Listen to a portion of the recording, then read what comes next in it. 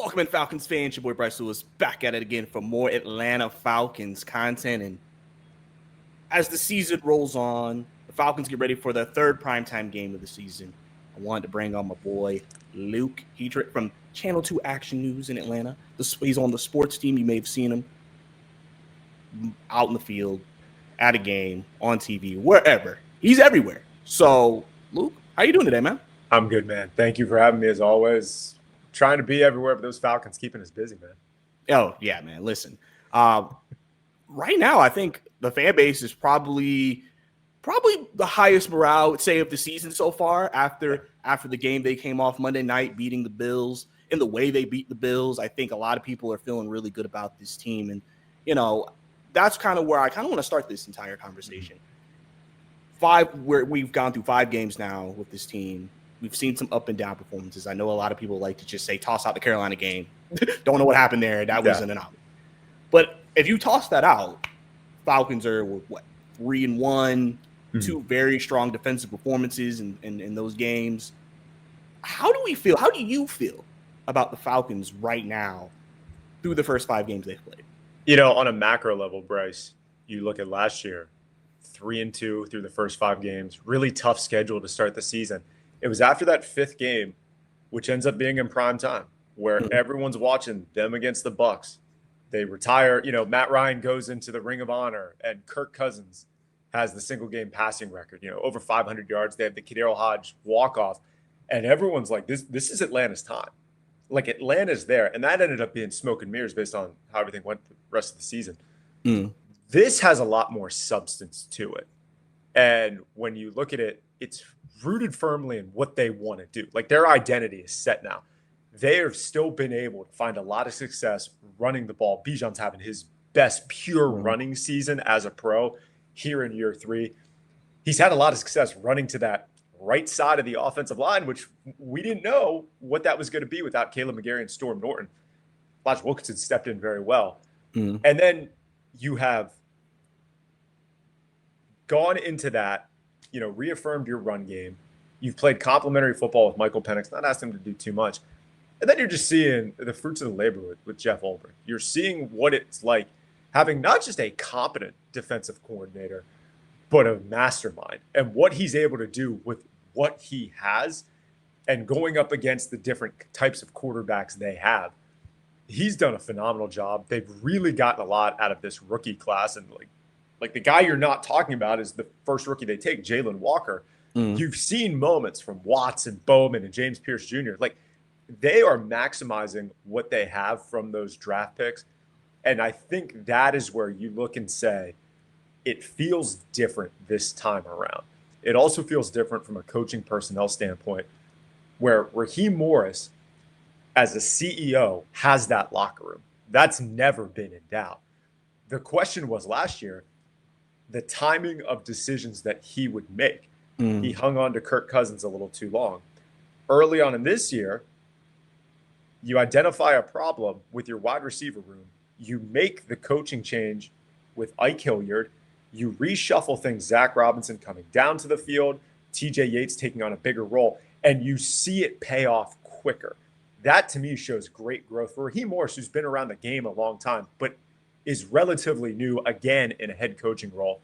So there's a lot more promise this time around for the Falcons, even though situation, mood, record, all very similar to what we were experiencing a year ago. Yeah, and I'm glad you brought that up, because I think you got to give Raheem credit for that. You know, like you said, being able to identify an issue and fixing it quicker. And that's something that he mentioned in the offseason. He was like, we want to be able to see a problem and fix it. Yeah. You know, we saw when Koo missed that kick, he was like, all right, Koo, you're finished. Like, we're not gonna do this again, you know? And so I think that has been the most important thing that's helped them in this situation as they continue to move forward. And then even going, you know, to the defensive side of the ball, you know, the biggest thing I think is that, you know, Jimmy Lake, you know, a lot of people not the fondest opinion of, right? But, and, you know, when they hired Jeff Ulbrich, there was some pushback. Oh, that's a friend. It's someone he knows. But I think Raheem knew what he needed, and he knew Jeff could give it. And now we're seeing that. And now you're seeing how the defense has upped their level. Because I said last year, it felt like everybody, you know, regressed. And I was like, that's a coaching problem. If it's one thing if a player or two regresses, if everybody does, that's coaching. Now it feels like everybody's everybody's going up. Everybody's playing Yes. better. And so I wanted to kind of ask you about that, kind of focus more on the defense. Just, you mentioned the rookies, but I mean, even guys like Divine Diablo. Yes. When they signed him, people thought he was like, oh, maybe a spot starter. And now he's like our best linebacker. And that's not a bad thing. No. Can you kind of talk about that a little bit? No, I think it's a great point on that too. And I think what you're looking at, you talk about that regression from a year ago. This is Terry Fontenot, Raheem Morrison. You want to call Jeff Ulbrich a friend? Okay, well, he's a really smart friend to Raheem Morris, because what he's been able to do is come in and go, okay, how can I maximize what I have? There's a lot of youth on that defensive front. We're breaking in a ton of new pieces. We know what we have in Caden Ellis. We don't know what Divine Diablo is going to be. Like, we did not know what they were going to do with him coming in. And you know Jeff Ulbrich's ultra aggressive, so he's very much simplified this and said, you know what, I'm going to blitz a lot. Because I'm not going to be able to manufacture sacks with the guys that I have just from a pure edge rush position or from a front four perspective, I'm going to bring a mix of pressure.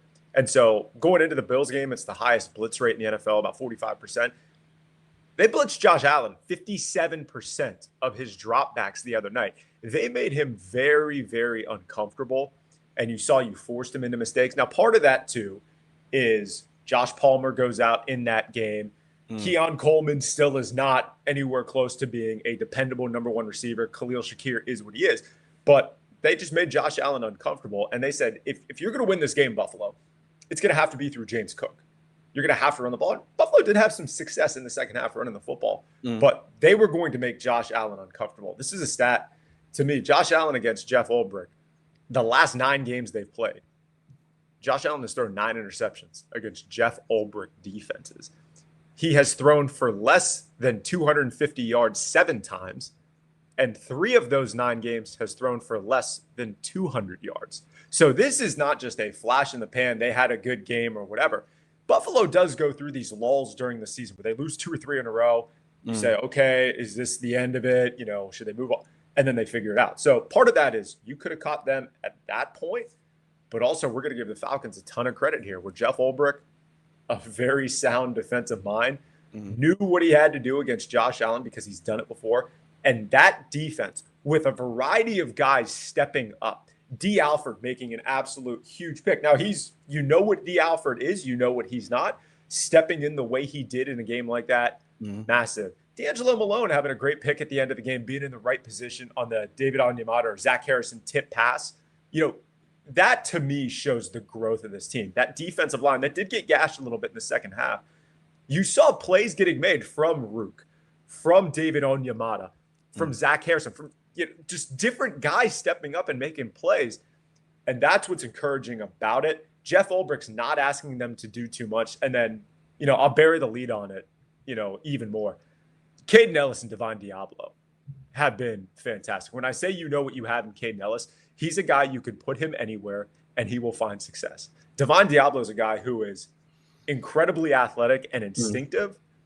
And it's almost like having a massive safety out there. He's got 4 pass breakups this year, 4 from the middle linebacker spot. So having those 2 guys gives Ulbrich a ton of flexibility. And that's why I think you see such a high blitz rate, because those guys can do it and they can protect themselves on the back end.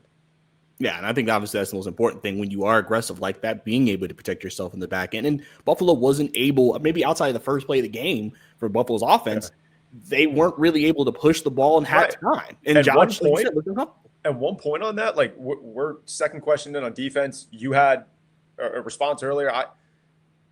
We didn't utter the name Jesse Bates. Like, that's how good this defense has been, that they have not had to depend on Jesse Bates having all these turnovers and making these incredible plays. That there's much more talent around him. Maybe it's always been there. Now you got the right defensive mind. So I didn't mean to jump in, but it just popped in my head. Like, we're not talking about Jesse Bates, who's arguably, one of the top 5 players in the sport at his position. Yeah, and I know some people have also kind of been like, there's been some plays where Jesse's bid on some things and everything, but I don't view that as like, oh, he's bad. I just think it's he's not in the same role, especially with Xavier back there. I think it's different for him. So I think he's trying to play just more assignment ball without the free flowing is because he's like, I got Xavier Watts. I don't have to maybe do more than I need to to make plays. And so that kind of leads me into the next question, because obviously they're playing the San Francisco 49ers next. We know what Kyle Shanahan brings to the table. Brock Purdy was more limited than Mac Jones, so it looks like it's going to be Mac Jones, but we'll see when we get there. I don't know how much that changes if it is either one, but how do you view that matchup with the Kyle Shanahan and Christian McCaffrey and those guys versus this Falcons defense? Do you think the Falcons can maintain what they did against Buffalo against the 49ers? Yeah, and I think this too. I think the Falcons will have some success. I think my guess is that they go out there and win that game. I feel that confident about this team. If they don't, I'm not pressing the panic button. It's not like, you're revealing the Scooby-Doo mask, who were you really, you duped us all. No, I think they're good enough to go out there and win the game and, limit Christian McCaffrey to what he can do. I think when I mentioned some of the defense, as good as the numbers have been, I mean, and across the board, they're really good. The one area is the run defense, where you saw them get gashed a little bit. The pass defense has been incredible this year. They're blitzing a lot. But if you just run right at them, maybe that's where you have some success. So that's probably something that Kyle Shanahan's going to look at. Do you want to depend on Christian McCaffrey running the ball 20, 25 times a game? If you have to do that, then and that's how you win that game, fine. But I think the Falcons eventually will adjust to that and will get better as the season's gone on. But to me, I don't really have major concerns about this team right now. But again, I'm probably singing a much different tune, Bryce, after Carolina. And it's amazing how quickly things can change in a couple of weeks. But, for me, it's going to be this, middle 5-game stretch that they have. We're going to learn a lot about this team. They're 6-3 last year going to New Orleans. You feel really good about things. I think that can be a similar record for them this year. I believe that would be going into Indy, maybe, a contest with the Colts. Maybe I'm off on that. To me, it's going to be December, January. And that to me is, you're 4-8 the last 2 years in December and January. You've really struggled, or excuse me. Now I got those numbers wrong, but they have a low winning percentage in December and January. And they have put themselves in an uncomfortable position in week 18, having to ask for help. They may be playing catch up with Tampa this year, but it won't be, I think, oh my gosh, our only route is to win the division. This team right now is good enough to get a 5-7 to potentially win the division, depending on how things break. So it's just if you can maintain that and grow, because last year we didn't see that. We saw them top out before Thanksgiving. So the real measuring stick of this team is going to be what they are after the holiday. Yeah, and I think I agree with that too. And, I think especially with these games with Minnesota, with, the 49ers, these could be teams that could be competing for wild card spots. So if you beat them, you have those tiebreakers. And obviously that can do big wonders for you when you get to that time of the year. Yes. But now kind of switching over to the offensive side of the ball. We just saw Bijan, like you said, is having a fantastic year so far. Yeah. Drake London, the last 2 games they played, has really picked it up. I mean, they pretty much spammed the Drake London button in the passing game this last game. So, obviously, we're seeing if Mooney maybe can get back this week. If not, you're probably running it back with Casey Washington and David Steele, because I don't know what's going on with Ray McLeod, but it doesn't look like he's in good favor with the coaching staff. So, with that, how have you assessed Penix so far? I feel like some people I feel like this is kind of an issue with young quarterbacks where I think when they're young, we want them to be great now. We don't like, it's like they can't develop, they can't go through growing pains, they can't have a bad game and then respond. Like, they got to be great. And I think some people have pushed that button, but I think also some people are like, for the most part, I mean, Penix has been fine. Outside of Panthers, hasn't really had costly turnovers. He's been he's just taking what the defense is giving him at times, taking shots. What is your assessment of Michael Penix so far? I think Michael Penix Jr. is doing exactly what he needs to do. I mean, look, if you have the Carolina game and then you have games after that where you go 1 touchdown, 3 interceptions, or you're throwing for 140 yards but turning the ball over and maybe being careless and making poor decisions, then I would really have major concerns. I actually like that he had that game against Carolina. Not that I'm anti-Falcons or anything, but I think these young quarterbacks need to have a game where you're seeing ghosts out there. You pull a Sam Darnold, you're making bad reads, things that you think are there are not. So it forces you to retool and rethink and how you approach things. And you could also, to this point, if you really wanted to, cut Michael Penix Jr.'s season in half from after Carolina, where coaching changes are made, because the way things were working in the wide receiver room, it just didn't look congruent. And then you have the bye week, or you have the Washington game, you go into the bye week, you get the bump from, changes to the coaching staff, a little bit of unknown for the other side to prepare for. You go into this game, and it honestly looked a lot like an Arthur Smith offense, where you're honestly operating with one true wide receiver and Kyle Pitts. And that's kind of been their passing game over the last few weeks, and dumping it down to Bijan. So I think for me, Penix has done nothing to decrease my confidence in him, to make me worry about, is he a franchise quarterback or not. I think when we want to know, is a guy a franchise quarterback, then by a certain point, they got to be routinely throwing for 300, 350, 2-3 touchdowns a game, no interceptions. And at the end of the year, they're putting up, Matt Stafford numbers or Joe Burrow or whatever it may be. Michael Penix Jr. is doing what he has to do.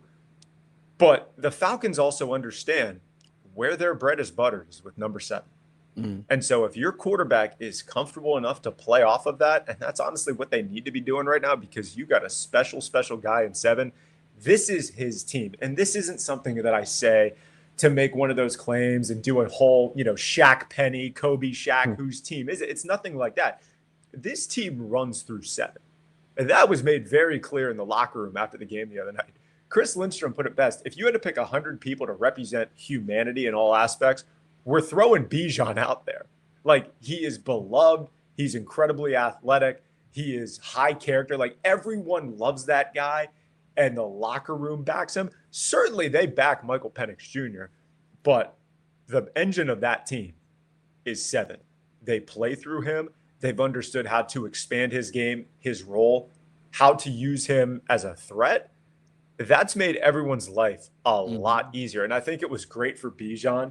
He had the touchdown earlier this year against Tampa on the check down, and then he had the nice wheel route against Washington. He needed a home run.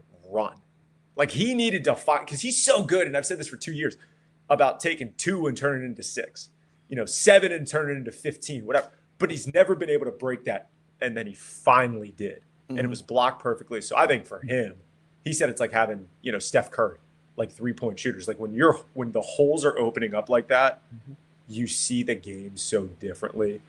And the fact that he's just in a rhythm right now, it's going to be really tough against San Francisco. But the fact that Buffalo was porous against the run and they exploited it makes me feel really good about this team.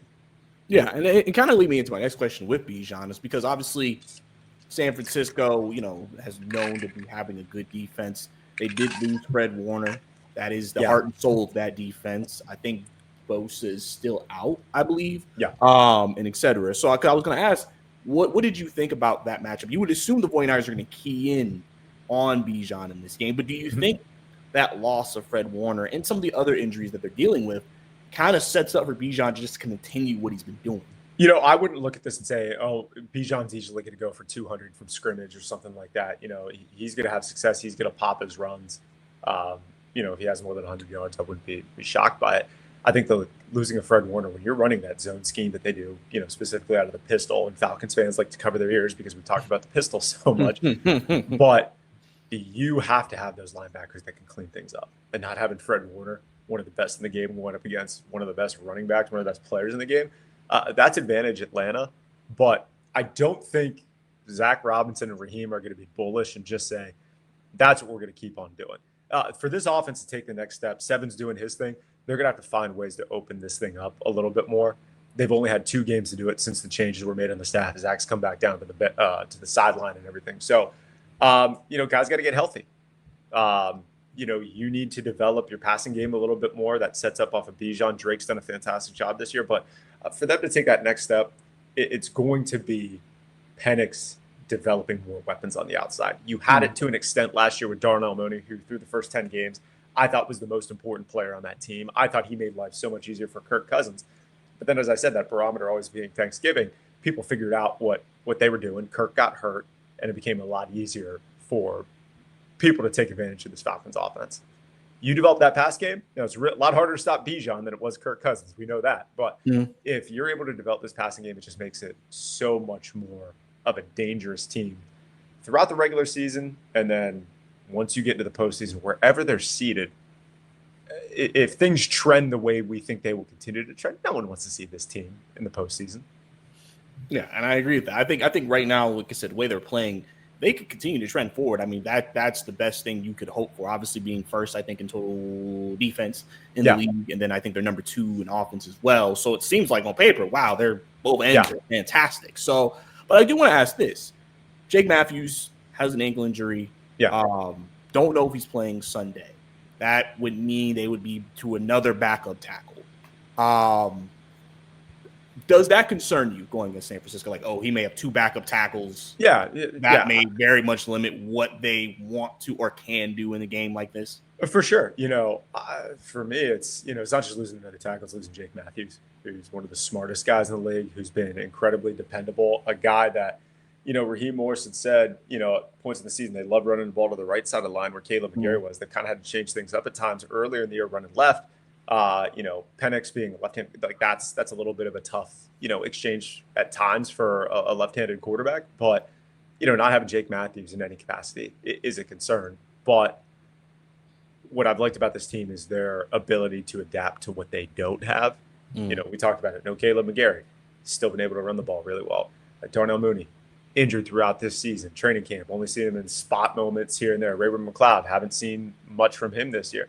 This offense is adapted early on. Again, very, very small sample size. So even if they don't win, I don't think this is something that keeps Jake out for 6 to 8 weeks. If they can manufacture a win in his absence, that's great. But like I said, the focus for me is maintain, show your progress at this point of the season, and then you want to be hitting your stride after the holiday. Yeah, and I think obviously because that's when the most important part of the season comes in that situation, and et cetera. So it does kind of move me into my next question, because I know with Mooney's injury and then with Ray kind of being, we don't know what's going on. Obviously, some people are concerned, like, okay, what do we have after London? Like, Casey, I feel like is better than a 3-4 than a 2, but obviously he's getting those opportunities. David Stills is seeing time, but he's mainly viewed as like a really strong run blocking wide receiver at the moment. And really, when I watched that game, they really did a lot more, I think, Bijan in the slot. It seemed like they were pretty much like Pitts, London, Bijan. Those are your top 3 receiving options, and then you have whoever else out there.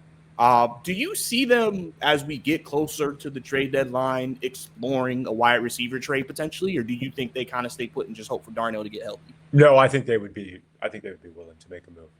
I do like what Casey Washington and Stills have done from a blocking perspective. I mean, Casey Washington was the guy that had the block that sprung Bijan on that run the other night. But if you're Terry Fontenot right now, you're kind of just sitting back and assessing.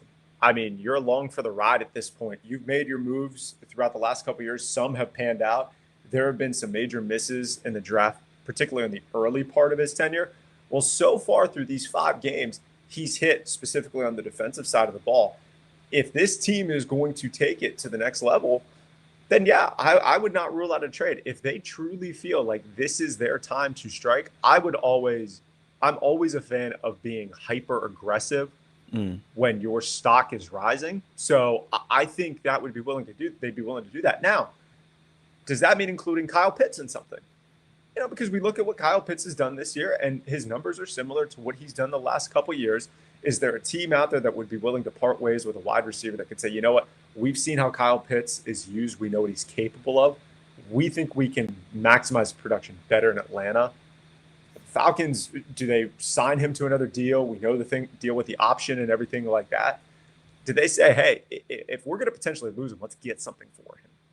Is that a move that I would consider exploring, that to go get, a true another target, whether it be a tight end or receiver, whatever it may be. So I could see something like that. I would say, they've tried it with Casey Washington at times this year. He had a couple big 3rd down catches in the first couple games.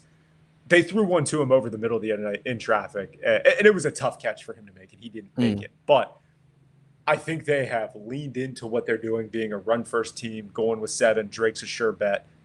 they're still trying to develop him. I would say he's going to get more targets, more action in the coming weeks because they need to kick the tires on him and see what they have. And he's earned the opportunity from a blocking perspective to be on the field. Yeah, for sure. And then also, obviously mentioning that, but also do you see kind of the same situation with Tyler Algier? Do you see them even entertaining calls? Do you consider moving him? Because not during the season. I would not during the season because I think he's so valuable right now to what he has. I mean, we were talking about this in the station the other day. His stock just continues to go up. There's not a ton of wear and tear on him. He's balancing carries with the guy who's playing the best football from a running back skill player position in the game right now. Tyler Algier is a guy that you keep on the roster because you're going to need him. But when it comes to the offseason, someone is going to be willing to fork up a decent amount of money. The Falcons may get into a bidding war, but I would say this, as much as I respect Tyler Algier's game and think he's a vital part of this offense, you have a very good chance of finding another Tyler Algier in the draft. No, that's fair. That's fair. I was just wondering because I know Zach mentioned, obviously you want to keep Bijan involved, but we don't want to wear him out. You don't want to put too much on him. Yeah. So I was also kind of and that's why I was I don't think we'll move Tyler just because I feel especially, I don't know if you've noticed, especially on those drives at the end of the fourth quarter where they've closed teams out. Oh, yeah. I feel like you see Tyler more on those drives with Bijan because he's probably fresher. He's what you may consider a finisher as a running back. And then that way, Bijan kind of can take the other 3 quarters. And then the fourth quarter, we can have Tyler in there a little bit more as a more physical style. And you see, too, just how much Bijan is used. I mean, they had him in the slot at times, like you said the other night. They're bringing him in on jet motion or whatever. They're using him in a variety of ways. So the defense is constantly, where's 7? Where's 7? We're keeping tabs on 7. Where's he at? And then you bring in 25 as you have worn down teams at the end of the game. And he is fresh. And it's not just that he's a fresh running back, a fresh body to put out there. He's a bowling ball, man. I mean, he did. And I forget who made the hit from Buffalo the other night. But it was the first time that I seen Tyler Algier go down on the first sign of contact. It was very rare because he's usually bouncing or falling forward. And this was just a clean hit that wasn't anything that Tyler did. But you very rarely see him have negative yards, get taken down on the first side of contact. He's a guy that typically falls forward and is able to grind up those yards late in the game. So, even though he's not the number one option, on this offense in the backfield, he's still a vital part of the game plan of what they do. Yeah, and I think, even sometimes because Penix will do this, you'll even see Tyler in some checkdowns and things like that. I think he trusts him coming out of the backfield as a safety blanket if Bijan's not out there just because it's hey, you have different opportunities to get him in open space. I think we've seen the last 2 weeks, he's just ran somebody over. Yeah. He took a screen pass 75 yards to the house against the Bears a couple of years ago in the snow. He is a guy that can make plays in the open field. It's just the guy that he's also in the backfield with is known for making plays in the open field. So Tyler Algier is an excellent player and so vital to this offense that, the success that they had this year in whatever capacity it is, he's going to be a big part of it. Yeah, for sure. And I got to go to this. We got to hit all 3 phases of the game. What is your confidence right now in the Falcons kicking game right now? Because I know that's been also a part where it's oh my God, we may need to still try to find another kicker. I don't know about Parker Romo. How are you feeling about that? I'd feel better about the other 2 sides of the ball. The other 2 phases of it right now. Parker Romo gets a relatively short field goal block the other night. He had the 2 misses against Carolina. Thankfully, they haven't been in positions outside of week 1 where that's an issue. I don't know.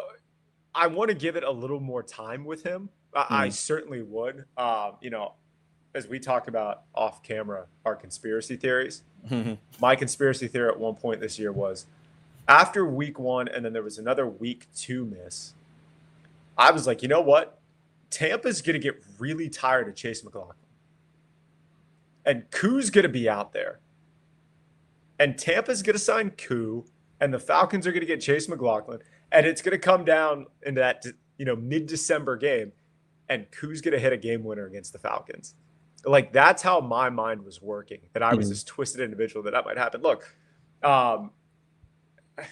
it's not something that I've had to pay attention to. I probably should, but there isn't a ton of we've been in these dire situations. It's something that you continue to monitor. And if you truly feel like we're not set up for success in that area when you're going to have close games coming down the stretch, then you make a move. I don't know how that plays in the locker room, though. You got rid of a guy who had been pretty consistent up until the last 2 years. 5-6 years as a run in Atlanta. That's an average lifespan for a kicker with one team in the NFL. You get rid of him after what happens early. Romo has some, ups and downs, some misses, a couple, 2 bad misses against Carolina, block kick. Bringing in another guy and making another decision, I don't know what that does to the psyche of the locker room and how that plays. I don't want to speak to anything on that, but as far as I'm concerned and where I'm looking and where you're looking, I don't feel great about it, but I don't feel awful just because I need to see a little bit more opportunity for Parker Romo. Yeah, and I think too, listen, life of a kicker is even harder than I think it was back in the day because so many guys can kick 60 yards now. And it feels like, especially when you're in this type of situation where the kicking game has been an issue, if you miss one, everybody's kind of like, do we need to already look at? And so it's like the leash is so short. Yeah, and it's one of those. It's one of those things too. Your leash is short, specifically when you're a dome team, when you're in an indoor, and when Koo has the kick that he does against Tampa. That's not how that kick should look for a lot of people. And then again, he had a kick earlier in that game, whether it was an extra point or a chip shot field goal that hit the upright and went in. So you're almost looking at a situation like this going, not that you have to make every single kick. And kicking's hard, and we've all said horrible things about kickers. We have, we're guilty of it. If Pac McAfee's listening, we all have said something bad about kicking. But when you're in Atlanta, dome team, or indoor stadium team, I keep calling it a dome, you would think that leash is going to be a little bit shorter given the elements at play. No, definitely. And then, like I said, hopefully that ends up not being an issue and everything remains well and good in San Francisco for sure.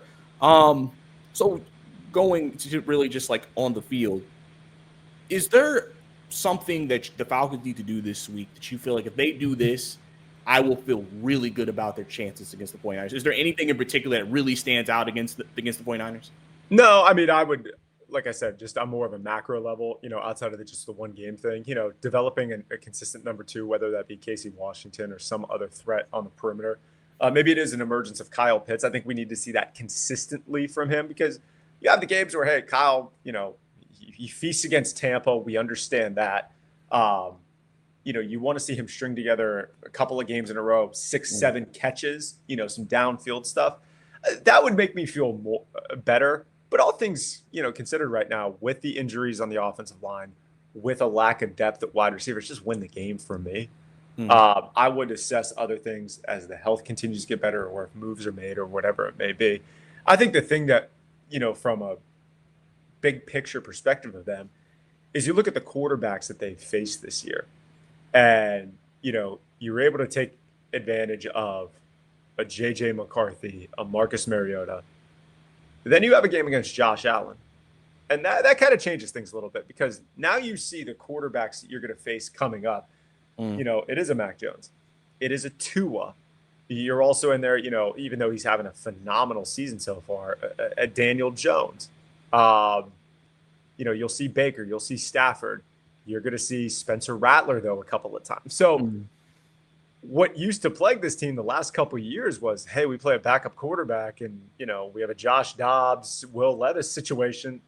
Now you're going, okay, with this DC, with how they're playing on defense, with their blitz rate and what they're able to do, going up against a lot of, outside of, Daniel, not a lot of mobile quarterbacks, guys that can't really move.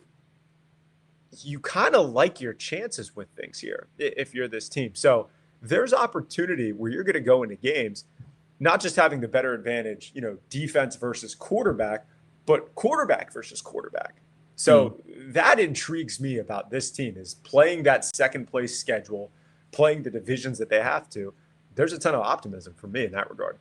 Yeah, definitely. I think, they're really set up to kind of make a bit of a run here. Yes. They get past this one. I think they have Miami next week, which you would be favored to win that game. Yeah. And then you'll be at 5 wins, 5-2, probably going into, I think it's either Patriots or Colts. One of the two. Yeah. I think it's Patriots and then Colts, and then you're looking at your combination of Tampa, LA, New Orleans, those games. Yeah. And Carolina again in there. Panthers game, big game with the calendar now. I don't know if you've seen it, Luke. Panthers fans been talking. I mean, listen, they're 3-3, so they're competitive. It's not like they're like god awful. Everyone played the stat of Bryce Young after the Falcons game. 7-26 as a starter, 3 of those wins against the Falcons, 3-1 against the Falcons. Mm-hmm. So he's up to 9 wins as a starter now. What was it? 8 of them have required a game-winning or fourth quarter touchdown. Like they've been 1-score games, and the one that wasn't was a 30-0 game against the Falcons. So, good on Bryce Young, good on Rico Dowdle. Yeah, for going off right now. And look, Panthers fans, I know Falcons fans don't want to hear it. You deserve a little bit of happiness. You've had some rough stretches. You have an impulsive owner. You have a lot of things going against you. To have a little ray of sunshine over Bank of America Stadium, good for y'all. And I would like to see it continue because those games become a lot more fun then. When the Saints and Falcons are both good, how entertaining those games are. Yep. Tampa's been a lot of fun. That Tampa Thursday night game last year was one of the most fun games I've ever been to. That was the best game I've ever seen in Mercedes-Benz Stadium. So when this division's good and this division has talent, these games become a lot more fun. I know that's not earth-shattering information, but you just want that in the NFC South. Oh, for sure. And especially, it looks like it's just be more competitive. And I've even said this, if you've watched the Saints, they're competitive. It's not like they're just cooked. They're competitive. No, yeah. Spencer has not been like awful, and so like even those games you got to come into it like, hey, we gotta beat these guys. It's not like they're just gonna be so bad that we can just sleepwalk. No, and it's been a long time since the Falcons have swept that regular season series consistently since they've won in New Orleans. So there's no guarantees. I'm getting ready to watch Pittsburgh and Cincinnati tonight in the Icy Hot Bowl with 2 40-plus-year-old quarterbacks. And everyone's sitting here. I had the TV on before I jumped on talking about the Steelers Super Bowl contenders. And now we got to go into a Thursday night division game, which are not strengths of Mike Tomlin. And all that is to say, nothing is guaranteed in this league. This is not college where you can pencil in victories more routinely. Nothing's guaranteed. So as good as we feel about the Falcons right now, I feel much better about them at this point this year than I do last year because I think there's more substance. A lot has to unfold here for things to progress the way we think they can. Absolutely, and that's going to be the big thing. I'll hit you with one last question before I let you go, Luke.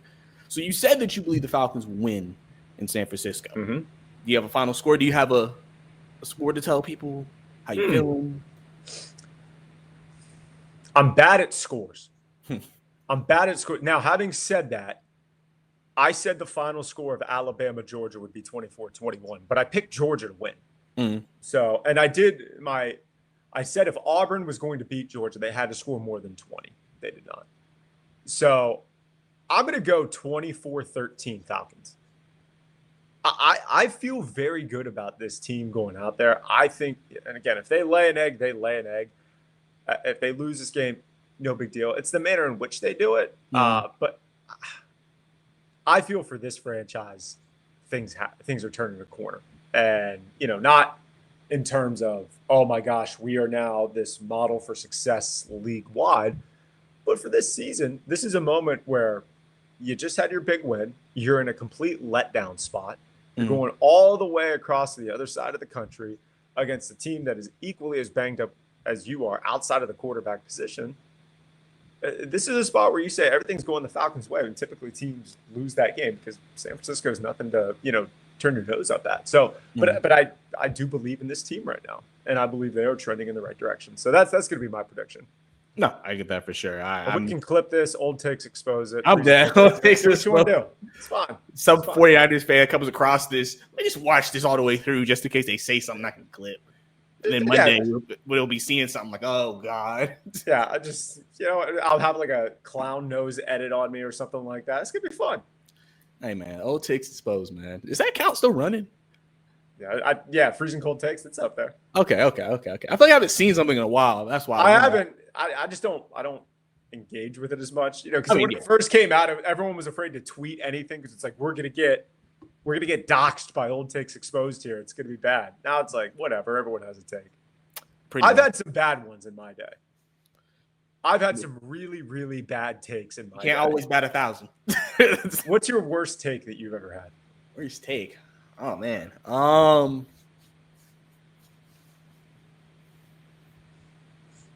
Any sport. I mean, I guess football. I mean, that's more like just I was confident. It was like Desmond Ritter that I think Desmond Ritter would have worked out. I mean, I don't usually say anything too outlandish, like, oh yeah, Desmond Ritter's gonna throw for 40. Like, I ain't say that. Right. I just thought he would be better than what he was. I was supporting him going into that year, and so I was defending him during that season, and then until it got to the point where it's like I can't defend him anymore. Hey, Monday through Saturday, no one was better in the NFL than Desmond Ritter. I'm crying. Said all the right things at the mic. Everyone liked him at practice. Like everything. Sundays were different. When you hopped on the Ritter coaster. Hey, one of the funniest seasons for a quarterback, I think, in history, bro. Because he definitely provided some moments for sure. But yeah, I would probably say that because I'm not really like an aggressive person. Like that's fine. That's fine. I don't hold any malice or my opinion of you does not change because of that or because of that stance. No, I get you. No. Yeah. I mean, listen, I already told you what my take is on Georgia Tech though before we got on here. So you want to share it with the group? I mean, listen, I just think Georgia Tech college football playoffs. It's not crazy. I see it. I mean, because I feel like it would be interesting because depending on what happens in the Georgia game and then if they play Miami, because that could be 2 losses, and I don't know how the committee's going to look at that. They're going to have to win one. I mean, they obviously have to win the ACC championship to automatically clinch. Yeah. But they're going to have to win one of those games. Big Haynes King guy. You're going to be hard pressed to find people that aren't Haynes King guys. Now, if you're evaluating him as a number 1 pick prospect, that's different. Oh yeah, but I've told people, the quarterback, no. But if you're sitting there going, give me a guy that, people are going to be sitting around 15 years from now drinking, with their buds around a bar or something, playing cards. He's going to be Haynes King. Oh yeah, and everyone brings him up and starts talking, what a tough SOB. That's the guy that's going to get a ton of play. Listen, that reminds me, Felipe Franks making crucial, love it, hard counts in the game to get Bills offsides. Love it, and he was like dusting it up afterwards too. Look, Felipe, man, that guy had a gruesome college injury. That guy had a gruesome injury at Florida. Went to Arkansas. Things went they went fine for him there. It's cool to see him still on an NFL roster doing things and being able to embrace the fact it's like, yeah, I'm a tight end. And if you want to use me in a gadget situation to not even throw the ball, just have a threat of me under center, here to do it. Whatever keeps me on the team. Good for and good special teams player. Good on special teams player. Absolutely right. Listen, don't be surprised. Now, I think Falcons, we need to evaluate Haynes King. How can we use him? Can he be a gadget guy? Because Haynes King, are we talking H-back? I mean, yeah. Talking H-back, Haynes King? Yeah, I can see that. Or I don't know if people can see him as a tight end, but we've seen him as he's not that speed. Like a Taysom? I could see the comparison, but I feel like Taysom was a little bit more agile. Where I feel like one cut down the hill. Yeah, Brad Smith from the Jets. Just do it like that. Not returning kicks or anything like that. Yeah. But just, you know what? You want direct snap it to me. I'll cover the points, put the head down, get 4 yards. Yeah, I mean, fine. It's gonna be interesting, especially because I don't know if Zach is gonna be here after this year, depending on what happens with Oklahoma State job.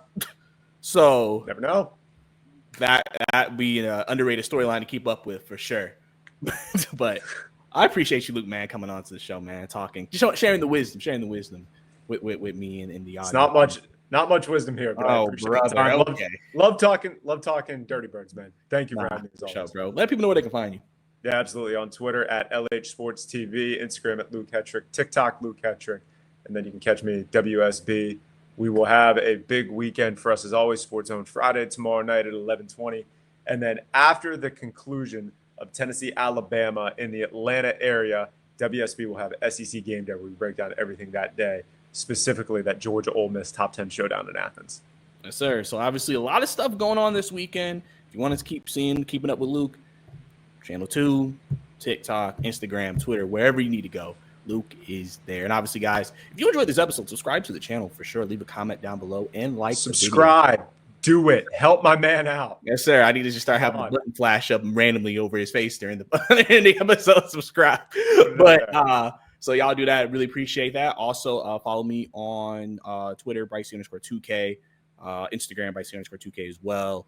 And we'll keep going on, and we'll hope for the Falcons to get another win, keep the vibes high, and maybe next time we see Luke, we could be talking more further accomplishments potentially down the line, maybe.